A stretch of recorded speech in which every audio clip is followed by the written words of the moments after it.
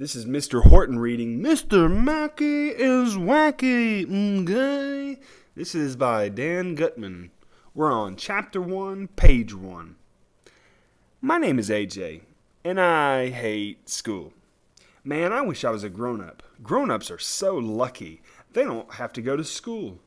If I was a grown-up, you know which grown-up I would be? I would be the President of the United States. And you know what I would do if I was President of the United States? I would close all the schools. Then kids wouldn't have to go anymore. That's what I would do. But until I become President, I guess I'll have to keep going to school. Bummer in the summer. It was Crazy Pet Day at elementary school, so kids who had crazy pets brought them in to show the class. My friend Ryan brought in his hermit crab. This girl named Annette brought in her bird, which, if you ask me, isn't crazy at all. I don't have a crazy pet. I just have a dog, which isn't crazy at all. I wish I had a penguin. Penguins are cool. But my parents won't get me one because they live in Antarctica. Penguins, that is. Not my parents. My parents live at home with me. Eek! Screamed this girl Emily, who cries over everything. A rat! It wasn't a rat. It was a pet ferret that belonged to Neil Crouch, who will call him Neil the Nude Kid, even though we know he wears clothes. But it did look a little bit like a rat. A long rat. What's your ferret's name? I asked Neil the Nude Kid as I looked in his cage. The ferret's cage, that is, not Neil's. He doesn't live in a cage. He lives in a house with his parents. His name is Mr. Wiggles. Clap, clap, clap, clap, clap, clapped our teacher, Mrs. Daisy. That's her signal that we have to stop talking. We'll learn all about your crazy pets later, Mrs. Daisy told us, but first I have big news. Mrs. Daisy said she has a big nose, I whispered to my friend Michael. He cracked up. Do you have something you'd like to share with the rest of us, AJ? Asked Mrs. Daisy. No. The big news is that President's Day is coming up next week, said Mrs. Daisy. What's President's Day? Somebody asked. I have no idea, said Mrs. Daisy, who doesn't know anything. Maybe one of you kids can tell the class what makes President's Day special. I raised my hand. So did Andrea Young, this really annoying girl with curly brown hair. She was waving her hand in the air like always. Andrea thinks she knows everything, but Mrs. Daisy called on me instead. So, na na na na boo boo on Andrea. President's Day is special because we get the day off from school, I said. Anytime we get a day off from school, it's special. Everybody laughed, even though I didn't say anything funny. Gee, I'm not sure that's right, AJ, said Mrs. Daisy. Can anyone else tell us what makes President's Day special? Andrea and Emily were waving their hands in the air and moaning, ooh, ooh, like they were dying. They are so annoying. But Mrs. Daisy called on Michael, who never ties his shoes. President's Day is special because that's the day big screen TVs go on sale, said Michael. My dad is going to buy one, a really big one. Big screen TVs are cool, I told Michael. The only thing better than watching TV is watching a big screen TV. Hey, Ryan whispered to Michael, can me and AJ come over to your house and watch your big screen TV? Sure. You should get a screen so big that it's bigger than your house, I suggested. That's impossible, said Michael. It wouldn't fit in the house. Who needs a house, I said. You could just live inside the TV. I'm always coming up with genius ideas like that. That's why I'm in the Gifted and Talented program. Enough chit-chat, said Mrs. Daisy. I'm still waiting for somebody to tell me why President's Day is special. Nobody else raised their hand, so Mrs. Daisy called on Mrs. Smarty Pants. I know more than you do. Why can't a bunch of presidents fall on her head? President's Day is the day we honor. Andrea never got a chance to finish her sentence because at that very moment, the most amazing thing happened in the history of the world. Happened. I'm not going to tell you what it was. Okay, I'll tell you. But you have to read the next chapter. So, nya nya nya nya boo boo on you. Chapter 2. Mr. Mackey's fake beard. Ha ha ha. I knew you'd keep reading. While Andrea was telling us why President's Day was special, this tall, skinny guy walked into the class. He was wearing a dark suit, a big hat, and a really fake beard, and he was holding a can of chicken noodle soup. It's Abraham Lincoln, shouted Emily, who looked like she just saw a famous rock star or something. He's my favorite president. I slapped my head. Ugh. That girl Emily will fall for anything. Abraham Lincoln died like 1,100,000 years ago, dumbhead, I told her. You're mean. You're mean, Emily said. Then she started crying and went running out of the room. What a crybaby. All I did was call her a dumbhead, which she is. Everybody knew the guy in the hat and beard was Mr. Mackey, the reading specialist at elementary school. "You're Mr. Mackey!" Neil, the nude kid, shouted. "No, I'm not," Mr. Mackey said in his really fake, low voice. "The young lady was correct. My name is Abraham Lincoln. When I was a boy, I lived in a log cabin. We were so poor that I had to write on a shovel by candlelight." "You're not Abraham Lincoln," we all yelled. "You're Mr. Mackey." Okay. I thought I could fool you." Mr. Mackey pulled off his hat and fake beard and tossed him on the floor. That's when the most amazing thing in the history of the world happened. Emily came back into the room.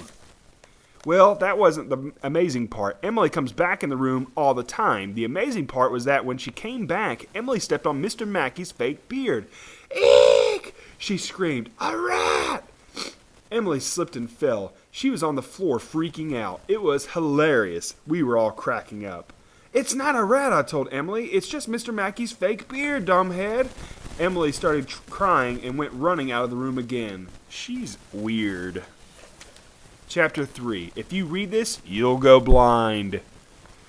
Mr. Mackey was reading that soup can be brought into our class. "I love to read," said Mr. Mackey. "Don't you?" "Yeah," said all the girls. "No," said all the boys. Mr. Mackey's always trying to get us to read. What is his problem? Doesn't he know that reading is a big bore? Why are you even reading this book? If I were you, I'd be doing something worthwhile like watching a big screen TV. The only books worth reading are Dr. Seuss books. He was cool. My friend Billy, who lives around the corner, told me that if you read too much, you'll go blind. Homework involves a lot of reading, so just to be on the safe side, I'm going to stop doing my homework so I won't go blind. "Mr. Mackey, why do you have a can of chicken noodle soup?" asked Michael. "I was reading the label," he said. "Reading can take you on a journey.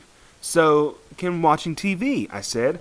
"Yes, but you can learn so much more by reading, said Mr. Mackey, "because you can use your imagination, I'll read anything, "But what can you learn from a soup can?" asked Ryan. "I learned that chickens had noodles, said Mr. Mackey. "Chickens have fingers too," said Michael. "My mom gives me chicken fingers for lunch all the time." "Chickens have nuggets too," I added. "They do not," said Andrea. "Do too," I told her. "Do not." We went back and forth like that for a while. "Let's discuss chickens some other time," said Mrs. Daisy. "I think Mr. Mackey is here to talk about President's Day." "Right you are," said Mr. Mackey. "I had an idea to promote reading at elementary school, In celebration of President's Day, we're all going to read about the presidents, We're going to learn a lot. Each of you is going to give an oral report on a president, You'll even get to dress up as your president. The whole school will be involved. Doesn't that sound like fun?" "Yeah," said all the girls. "No," said all the boys. Look up there after report. It has an asterisk at the end. At the bottom of page 20, it says oral means mouth. So an oral report comes out of your mouth. Only gifted and talented kids know hard words like that. Page 21. Why is it that girls always want to read books, learn stuff, give reports, play dress up? What is their problem? Girls are weird. How come we never celebrate anything by sitting around and watching big screen TVs? "I think it's a great idea," said Mrs. Daisy. A girl, of course. "I don't know anything about the presidents." Of course not. Mrs. Daisy doesn't know anything about anything. I can't believe she got a job as a teacher. "I think it's a great idea, too," said Andrea, the big brown-noser. "When did you get this great idea, Mr. Mackey?" 47 years ago, he replied. "I can't wait to get started on my oral report," Andrea said, all excited. "I'm going to work really hard to do the best job I can." "Can you possibly be any more boring?" I asked her. "I have to go now, Mr. Mackey said, "because I have a lot of things to read, I have to read the newspaper, then I have to read the back of the cereal box, then I have to read the graffiti in the bathroom, then I have to read the phone book, That guy sure loves reading. He's weird. Chapter 4, Abraham Lincoln's Face. "Who can tell us something about the real Abraham Lincoln?" Mrs. Daisy asked after Mr. Mackey left with his hat and beard. "Lincoln rhymes with stinking," I said. "True. Abraham Lincoln's face is on the penny," said Andrea.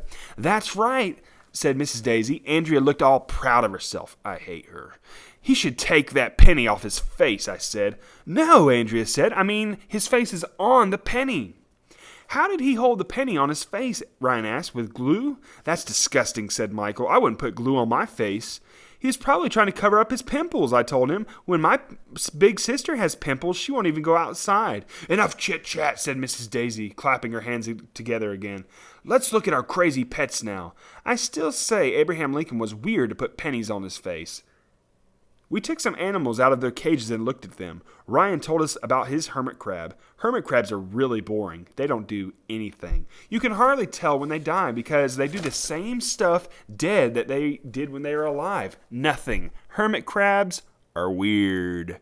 Annette told us about her bird. It was boring too because it didn't talk or anything. The only cool birds are the ones that talk. Neil, the nude kid, told us about his ferret. He said ferrets have really bad eyesight and they poop when they get excited. We all said we'd try not to get Mr. Wiggles excited. Everybody thought he was cool, even if he looked sort of disgusting. Emily said she's allergic to ferret's fur. It makes her cough and rub her eyes. Ferrets are gross anyways, she said. Mr. Wiggles looks like a long rat. I was going to say, so does your face, but Emily would probably run out of the room crying again. Then I'd have to go to the principal's office. Besides, she was right. Mr. Wiggles did look like a long rat, but if you ask me, ferrets are cool. Not as cool as penguins, but they're still cool. Chapter 5. George Washington's Face. We were having fun learning about our crazy pets, but guess who suddenly walked into the door? Nobody, because if you walked into a door, you would hurt your head, but guess who walked into the class? It was some funny-looking guy, all dressed up in a fancy army uniform. He had a white wig on his head and a sword in his hand. "It's George Washington," said Mrs. Daisy, all excited. She stood up and gave him a salute. We all knew it wasn't George Washington. It was just Mrs. Roopy, our librarian. She's always pretending to be somebody else. One time she pretended to be Johnny Appleseed, and she walked around all day with a pot on her head. I still don't understand why you have to wear a pot on your head to plant apples. Mrs. Roopy is loopy. "You're not George Washington," we all shouted. "You're Mrs. Roopy, the librarian." "You must be mistaken," Mrs. Roopy said in a fake low voice. "I was the first president of the United States. I cannot tell a lie. I chopped down a cherry tree. I have wooden teeth. See?" Mrs. Roopy took out her teeth. It was disgusting. I was glad when she put those gross teeth back in her mouth. "I came to tell everyone that when you come to the library, you'll find lots of books about me and the other presidents too," said Mrs. Roopy. "They'll help you prepare for your President's Day oral reports. I wish I could hang around and tell you more, but I must go fight the British." She ran out of the room. "That was totally Mrs. Roopy," said Ryan. After Mrs. Roopy left, Mrs. Daisy asked, "Who can tell us something about the real George Washington?" "His face is on the dollar bill," said little Mrs. See how smart I am, Andrea. "That's right," said Mrs. Daisy. Andrea looked all proud of herself. "He should take that dollar bill off his face," I said. "No, I mean his face is on the dollar bill." I knew perfectly well what Andrea meant. I was just yanking her chain. "How could George Washington fight the British with that dollar bill on his face?" I asked. "Yeah," Michael said. "Why didn't he just carry the dollar bill in his wallet like a normal person?" "Enough chit-chat. It's time for reading," Mrs. Daisy told us. "Let's read a book by my favorite author, Dr. Seuss." She read us a story called Yertle the Turtle. It was pretty cool, but I still say George Washington was weird. Chapter 6. It's hard to be the president. The next day, Mr. Mackey popped his head in our class right after the morning announcements. "Are you all getting excited about President's Day?" "Okay," he asked. "Yeah," said all the girls. "No," said all the boys. "I have a question for you." "Okay," Mr. Mackey said. "What color is the White House?" "Okay." Everybody waved their hands around in the air. Even the dumbest dumbbell in the world knows that the White House is white. That's why they call it the White House. Duh. But Mr. Mackey didn't call on any of us. Instead, he called on Mrs. Daisy, who was waving her hand just like she was a kid. "The White House is blue, right?" said Mrs. Daisy. I slapped my head. She doesn't know anything. "The White House is white!" we all shouted. "Oh," said Mrs. Daisy, "I thought it was a trick question." Mrs. Daisy is crazy. She is the dumbest teacher in the history of the world. "To what do we owe the pleasure of your company, Mr. Mackey?" asked Mrs. Daisy. That's grown-up talk for, "What are you doing here?" "I thought I would tell the students a little bit about the presidents." "Okay," said Mr. Mackey. "It might help them decide which president to choose for their oral reports." "Okay." "Excellent idea," Mrs. Daisy said as Mr. Mackey went running out of the room. "Where did he go?" asked Ryan. "Who knows," I said. "He's weird." Mr. Mackey came right in, but this time he was walking on his knees, and he had shoes over his knees, and it looked like he was really tiny. "I'm James Madison," Mr. Mackey said. "I'm the 4th president and the shortest. I'm about 5 feet 4 inches tall, and I only weigh 100 pounds. "What a shrimp," Ryan said. Mr. Mackey excused himself and ran out of the room again. Then he came back with a cigar in each hand, a cigar in his mouth, and 2 cigars sticking out of his ears. "Who are you now?" asked Andrea. "I'm Ulysses S. Grant," Mr. Mackey said. "The 18th president. I smoke 20 cigars a day." "That's disgusting," said Michael. Mr. Mackey ran out of the room again. He must have stuffed a bunch of pillows under his shirt because when he came back in, he was really fat. Nobody can gain weight that fast. "Who are you now?" asked Emily. "I'm William Howard Taft," he said, "the 27th president. I weigh more than 300 pounds. I had a special bathtub built for me in the White House." "You should go on Weight Watchers," I said. "My mom lost 20 pounds that way." Mr. Mackey ran out of the room again. When he came back this time, he was wearing a dress. "Who are you now?" asked Ryan. "I'm Franklin D. Roosevelt," he said. He said, "the 32nd president. My mother made me wear a dress until I was 5 years old." "Your mother was weird," I said. Mr. Mackey ran out of the room again. When he came back, he wasn't wearing any clothes at all. He just had a towel wrapped around him. "Who are you now?" asked Michael. "I'm John Quincy Adams, the 6th president of the United States. I like to go skinny dipping in the Potomac River near the White House." "You're really weird," I said. Mr. Mackey kept running in and out of the room over and over again. Each time he came back, he dressed up like a different president. Jefferson, Reagan, Kennedy, Jackson. It went on and on and on.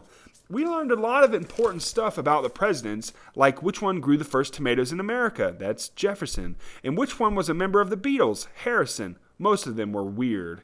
Did you know that Andrew Johnson, the 17th president, never went to school? It's true. He didn't even learn to read until he was 17 years old. See? That just proves that any dumbhead can grow up to be president. Finally, Mr. Mackey stopped running in and out of the room. He was panting and gasping for a breath. "Being president is a very hard job," he said. "Who's your favorite president, Mr. Mackey?" asked Andrea, who never misses the chance to brown-nose a grown-up. Said Mr. Mackey, rubbing his chin where his fake beard used to be.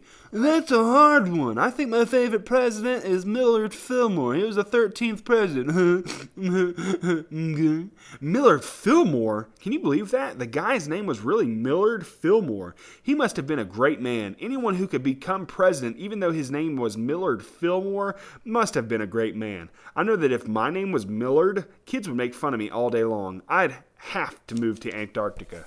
"You know what I like best about Millard Fillmore?"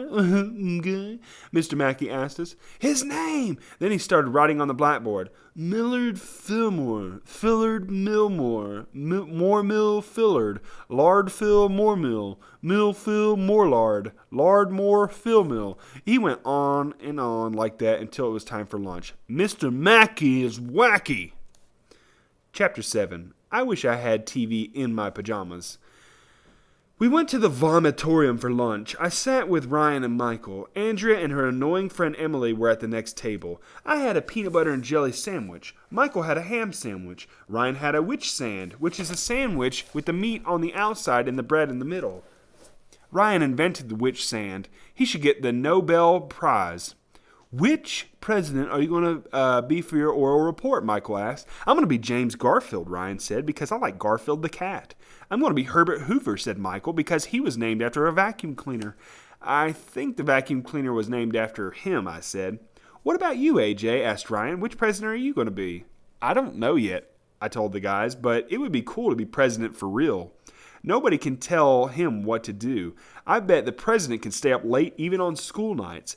I'll bet he can eat candy anytime he wants," Ryan said, "and he doesn't have to brush his teeth." "I bet he doesn't even have to make his bed," I said, "or clean up his room or feed his fish." "I'll bet he can watch TV in his pajamas all day if he feels like it," Michael said. "The president has a TV in his pajamas," I asked. "That's cool." I noticed that Andrea and Emily kept turning around and giggling. Girls are always giggling. Andrea and Emily were probably talking about girly stuff like smelly perfume and how many pairs of shoes they have. We boys have more important stuff to talk about, like whether or not the president has a TV in his pajamas. We ignored them. Our conversation was none of their beeswax anyways.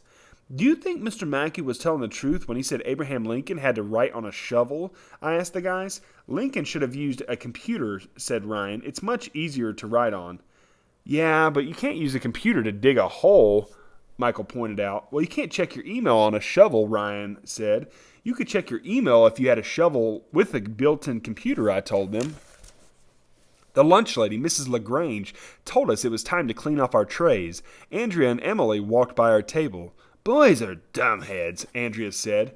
Chapter 8, George Washington versus Abraham Lincoln. It was the Friday before President's Day, and we were putting our stuff into our cubbies. I heard Andrea tell Emily that she was nearly finished with her President's Day oral report. She picked John F. Kennedy as her president. I bet my report is going to be the best in the whole class, Andrea whispered to Emily. Whenever we have an assignment to do, Andrea is always the best in the class. Why does she have to be the best every single time? Ooh, I hate her. After we pledged the allegiance, we had to go to the all-purpose room for an assembly. Mr. Klutz was up on the stage. He's the principal of the school, and his head is completely bald. I mean, completely. I wrote a poem about Mr. Klutz. It goes like this. His head is bare, it looks like a pear. His hair is not there. Where is his hair? Maybe it's in his hair. Someone should show the hair. It's not fair, but I don't care. I wish I had a chocolate eclair. Did you like my poem about Mr. Klutz's hair that he doesn't have? I tried to sound like Dr. Seuss. He was cool even if he wasn't a real doctor. Anyway, being the principal is like being the president of elementary school. I guess every day is President's Day for Mr. Klutz. He told us he's getting excited about the big holiday on Monday. Are you going to buy a big screen TV, Mr. Klutz? Michael shouted. No. Why? He asked. Because they go on sale on President's Day, Michael said. My dad is going to buy one. Mr. Klutz told us he was more interested in the presidents than big screen TVs. In honor of President's Day, Mr. Klutz announced, we're going to have you kids vote for the president of the elementary school. Whoever gets the most votes will be the president when we get back to school after the holiday. That's how democracy works. Any questions? Can we vote for any president we want? One of the third graders asked. There will be 2 candidates, Mr. Klutz said. I would like to introduce them to you now. Each president will make a short speech and then we'll vote. Mr. Mackey and Mrs. Roopy walked up onto the stage dressed like Abraham Lincoln and George Washington. Everybody clapped. The presidents each took a bow. Mrs. Roopy spoke first. My name is George Washington, she said. I was the first and best president. I was the father of our country. I defeated the British in the Revolutionary War. Vote for me. Everybody clapped. Then Mr. Mackey stepped forward to give his speech. My name is Abraham Lincoln. I was the 16th president. I saved the Union. I freed the slaves. I wrote the Gettysburg Address. Vote for me. Everybody clapped. Yeah! Okay, said Mr. Klutz. Do either of you gentlemen have anything to add? I would just like to mention that the George Washington Bridge was named after me, said Mrs. Roopy. Well, the Lincoln Tunnel was named after me, said Mr. Mackey. And Lincoln Logs, too. George Washington? Mrs. Roopy laughed. They named some logs after you, she said. Big whoop. They put me on the dollar bill. Ooh, went all the kids. Oh, yeah? Said Mr. Mackey. I'm on the $5 bill. So I must be 5 times better than you. Ooh, went all the kids. Abraham Lincoln totally dissed George Washington in his face. I cannot tell a lie, George Washington said. You're ugly. Ooh, went all the kids. Abraham Lincoln looked really mad. I thought the 2 of them were going to start fighting, but Mr. Klutz stepped in between them. Gentlemen, he said, there's no need to get nasty here. Remember, Benjamin Franklin's on the $100 bill. Does that mean he's better than both of you? The 2 presidents looked at Mr. Klutz. Who asked you? Said Abraham Lincoln as he shoved Mr. Klutz out of the way. Ooh, went all the kids. The Washington Monument is way taller than the Lincoln Memorial, George Washington told Abraham Lincoln. You have wooden teeth, Abraham Lincoln told George Washington, and you probably wear that silly wig to hide your bald spot. Ooh, went all the kids.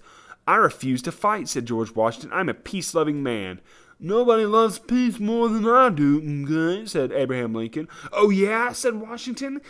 You want to fight over who loves peace the most? Ooh, went all the kids. Bring it on, old man, okay, said Lincoln. I'll kick your butt, okay. I couldn't believe Abraham Lincoln said butt. The next thing we knew, both presidents started fighting.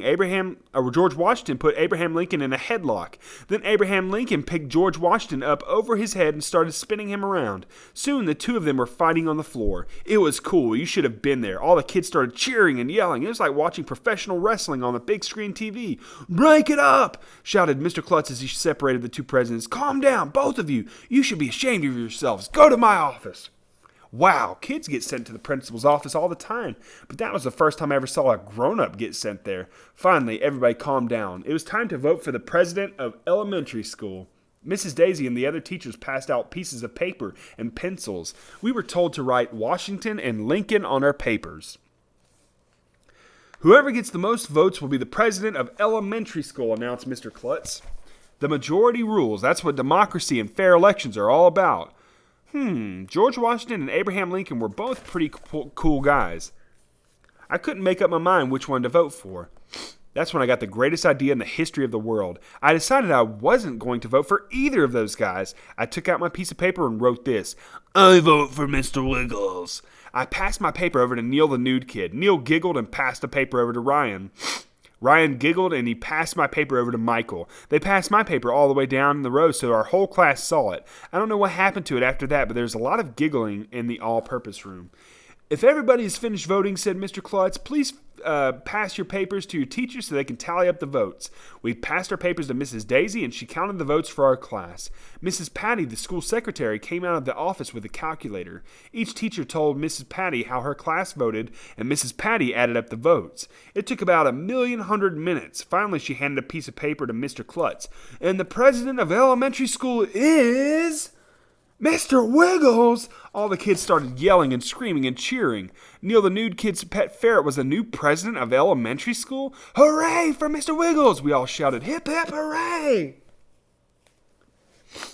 Happy President's Day. Chapter 9. Monday is usually the worst day of the week because it means we have 5 days of school in a row. But not this week. It was President's Day. No school on a Monday.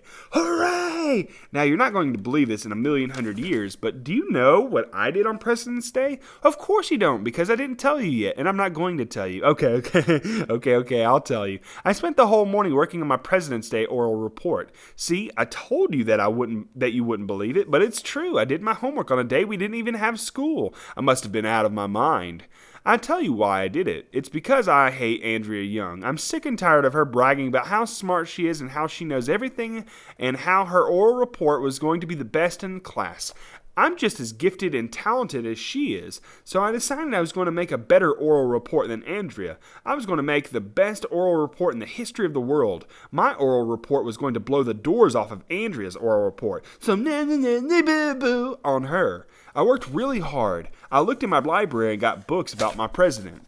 I looked in the encyclopedia for my president. I went on the internet and got lots of fun facts about my president. My oral report was going to be great. Andrea wouldn't even know what hit her. I wrote the whole thing out and put it in a nice red binder. I wouldn't let anyone see it, not even my parents or my sister. I wanted it to be a complete surprise. It was top secret. I'm not even going to tell you who my president was, so boo-boo on you. I worked all morning on my oral report, and then the phone rang. My mom told me Michael wanted to talk to me. Me and my dad are going to buy this big screen TV, he said. Want to come? Sure. Michael's dad drove us to the big screen TV store. It was cool. They had a whole wall filled with big screen TVs, and they were all tuned to the same channel.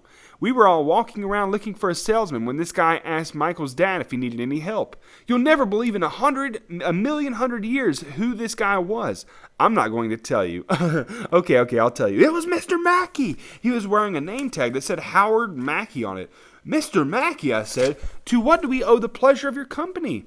I work here on the weekends and holidays, okay, said Mr. Mackey. Would you like to buy a big screen TV? Okay. They're on sale today. Okay. Wow, I never would have thought that a reading specialist would also be a big screen TV salesman. I thought reading specialists hated TV, but Mr. Mackey told us he loved TV and knew everything about big screen TVs. Mr. Mackey took a Star Wars DVD out of his pocket so we could see what it looked like on a big screen TV. It was cool. You could almost see inside Darth Vader's nostrils. Michael's dad bought the TV right away. It was so big that Mr. Mackey had to help us strap it to the roof of the car. I asked Mr. Mackey what his favorite part of Star Wars was. He told us it was in the beginning when all the words scroll up the screen. "That's the only part you read," he said. "As you know, I love to read." Mr. Mackey is weird, and he is much better at selling TVs than he is at teaching reading. Chapter 10. The president is missing! The next day we had to go to school. Boo! But we also had to give our oral reports. Yay! It was cool watching everybody walk up the front steps dressed up like a president. Kids were wearing hats, beards, suits, and ties. Even the girls. That was weird. Neil the nude kid was dressed up like Thomas Jefferson. He brought his ferret, President Wiggles, with him in a cage. Neil told us that President Wiggles was going to sit in Mr. Klutz's office all day and boss him around because he was the president of the school. Ryan was dressed up like James Garfield, and he brought a stuffed Garfield cat with him. Michael was dressed up like Herbert Hoover, and he brought a vacuum cleaner with him.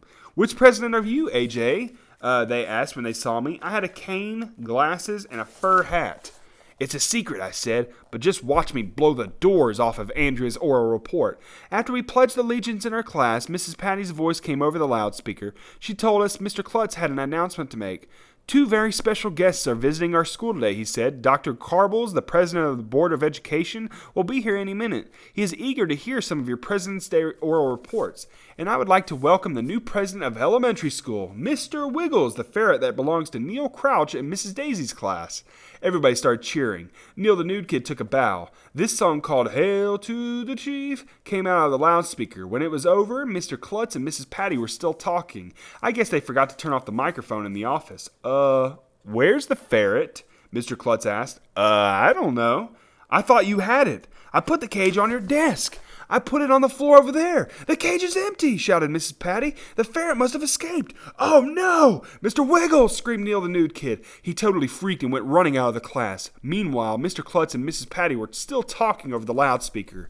"We have to find the ferret," shouted Mr. Klutz. "It must be around here somewhere." How far could a ferret get? It could be anywhere. "We'll have to search the school." "Lock the outside door," shouted Mr. Klutz. "Don't tell the kids that the ferret is missing. They might freak out." But it was too late. By now, everybody knew that President Wiggles was missing, and everybody was freaking out. Mrs. Daisy told us to stay in our seats, but there was no way I was going to stay in my seat with the ferret running around loose. Those things looked like long rats. It could be in my desk for all I knew. We all went running into the hallway, and guess who we saw there? I'm not going to tell you. Okay.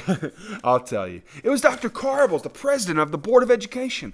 "What's going on here?" asked Dr. Carbles. Unlike Dr. Seuss, he's a real doctor, but he isn't very cool. We couldn't tell him what was going on because the whole school was going crazy. Kids dressed up like presidents were spilling out of classrooms and running all over the hall, shouting and smashing into one another. "Help!" somebody screamed. "There's a wild ferret on the loose! Run for your lives! Find the ferret!" Mr. Mackey was shouting at us, trying to control the situation. Everybody back to classes, okay?" He yelled. "Please remain calm, okay?" Calm? Was he nuts? There was a ferret running around the school. Somebody knocked over Dr. Carbles. The teachers were yelling for us to go back to class. If President Wiggles was smart, he would have found a good hiding place where he wouldn't get trampled by some kid. Meanwhile, me and Ryan and Michael were sneaking around like Secret Service agents on the hunt for President Wiggles. It was cool. You should have been there. Chapter 11. President Wiggles reporting for duty. Well, we searched all over the school, but we just couldn't find President Wiggles. When we finally returned to our class, everybody was looking around the room. President Wiggles could be anywhere. Poor Neil the nude kid was really upset. If his ferret was lost, his parents were going to be mad. Mrs. Daisy said President Wiggles was sure to turn up and we had to get back to work. It was time for us to give our oral reports. Little Mrs. Perfect Andrea got to go first. She was dressed up like John F. Kennedy. "Ask not what your country can do for you," Andrea said. "Ask what you can do for your country." I had to admit that Andrea's oral report was pretty good. She told us that John F. Kennedy was a war hero and that he started the space program and the Peace Corps. He was cool. Exemplary, Mrs. Daisy said as Andrea walked back to her seat. That means excellent in grown-up talk. Wait until you hear my oral report, I whispered to Ryan. I'm going to blow Andrea's doors off. Next, it was Crybaby's Emily's turn. She was dressed up like Abraham Lincoln with a suit, tie, big black hat, and fake beard. Emily's report was really sad. She told us that Abraham Lincoln was dirt poor as a kid. His 3-year-old son died, his wife went crazy, and the country was at war with itself the whole time he was president. And then, to top it off, a few days after the war ended, some guy shot him. Emily started coughing and rubbing her eyes like she was going to cry. For once, I couldn't call her Crybaby. The story of Abraham Lincoln was really sad. Andrea was crying. Mrs. Daisy was crying. Then Michael and Ryan started crying, too. Everybody was crying, even me. While we were all crying, the most amazing thing in the history of the world happened. The big Lincoln hat on Emily's head started moving around. It was like it had a motor in it or something. And then the front of the hat lifted up a little. And you know what was underneath there? I'm not going to tell you. Okay, I'll tell you. It was President Wiggles. He was sitting on top of Emily's head. Yuck! Emily screamed. There's a rat in my hat, and I think I just pooped in my hair. Emily totally freaked and ran out of the room. President Wiggles jumped off of her head and ran away. Neil the nude kid chased him around the class. It was hilarious, a real Kodak moment, and we got to see it live and in person. Look at the bottom. Isn't that the name of a Dr. Seuss book? I think Mrs. Daisy read us that book. It was cool. Chapter 12. My turn at last. Just when it was my turn to give my oral report, Mr. Mackey came into our class. Good, I thought. I wanted him to see me blow the doors off of Andrea. I took my report and went to the front of the room with my cane and glasses and fur hat. My name is Benjamin Franklin, I read from my report. I'm on the $100 bill, and I lived a very interesting life. Uh-oh. I told the class all about the cool stuff I learned about Benjamin Franklin, like how he ran away from home when he was a teenager, and how he became a famous printer and writer, and how he became a famous inventor and discovered that lightning was electricity, and how he helped write the Declaration of Independence and the Constitution, and how he turned 300 years old in 2006.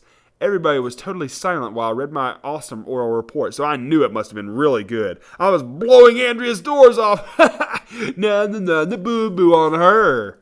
Finally, I came to the last line of my report. I looked up and everybody was staring at me. They had weird looks on their faces. What's wrong? I asked. Andrea was the only one who said anything. Benjamin Franklin wasn't even a president, dumbhead.